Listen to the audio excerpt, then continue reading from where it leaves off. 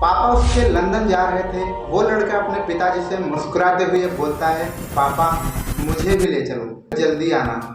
तो उस लड़के के पिताजी मुस्कुराते हुए बोलते हैं कि बेटा मैं जल्दी वापस आऊंगा और अगली बार आपको भी ले चलूंगा। लेकिन शायद उस लड़के को ये बिल्कुल भी नहीं पता था कि उसके पिता से उसकी आखिरी मुलाकात होगी।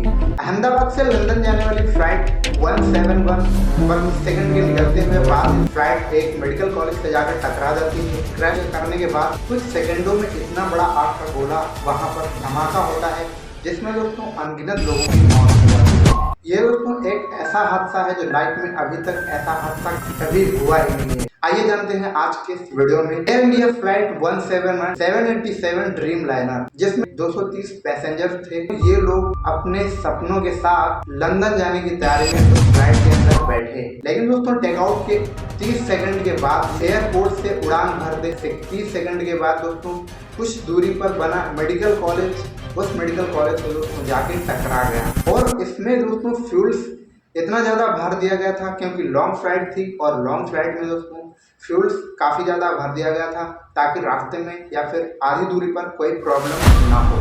दोस्तों फ्लाइट के क्रैश करने के बाद ही उसमें एक आग का गोला बन गया और उस आग के गोले ने कितना बड़ा ब्लास्ट किया जिसमें लोगों के छींथड़े उड़ गए। लोगों की बॉडी तक नहीं समझ में आ रही थी किसकी बॉडी है और किसका फेस है। किसी की माँ ने कहा था कि बेटा आ जाओ मैं आपके लिए खाना बना रही हूँ। बेटा मुस्कुराते हुए कहा, मम्मी मैं अभी आ रहा हूँ, कुछ ही देर में पहुँच जाऊंगा। किसी के पिताजी अपने बेटे का रास्ता देख रहे थे।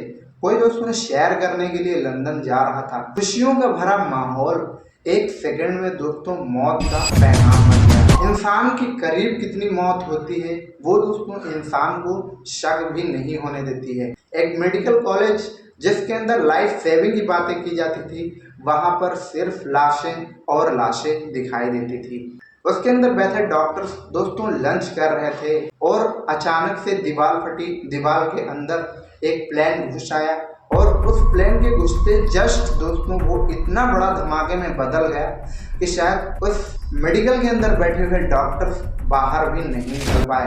अपनी जान बचाने के बारे में वो सोच तक नहीं पाए। ऐसा कभी आपके साथ हुआ है कि आपके सामने कोई हादसा हो और उस हादसे के साथ आप भी उसके शिकार बन जाएं? ये जिंदगी आपको दोस्तों मौत का दावा कब दे दे या मौत की दावत कब दे दे आपको पता भी नहीं चलेगा। इंडिया में विमान हादसे तो बहुत सारे हुए हैं और दोस्तों हादसों की कमी नहीं है। प्रति वर्ष दोस्तों एक हादसा ऐसा होता है जिसमें अनगिनत लोगों की मौत हो जाती है। अभी कुछ समय पहले दोस्तों 1200 में जो ट्रेन हादसा हुआ था उसमें भी अनगिनत लोगों की मौत हुई थी। एलपीजी गैस का जो दोस्तों ब्लास्ट हुआ था जिसमें दोस्तों अनगिनत लोगों में उसमें भी मौत हो गई थी और इतना बड़ा आग का गोला बन के एक ब्लास्टिंग में बदला था जिसमें आसपास कुछ किलोमीटर की दूरी में भी रहने वाले लोग दोस्तों उसमें जल के राख हो गए थे। और ऐसे हादसे दोस्तों एक पर एक होते ही जा रहे हैं। इंडिया की टेक्नोलॉजी में कमी है या फिर इंडिया के विज्ञान में कमी है, इस चीज़ पर तो दोस्तों सरकार ही जता सकती है, उस पर रिसर्च कर सकती है और उस पर ध्यान दे सकती है। लेकिन आपको क्या करना चाहिए तो दोस्तों आपको समर्थन करना ज़रूरी है और इस पर दोस्तों आवाज़ उठाना आपको बहुत ज़रूरी है।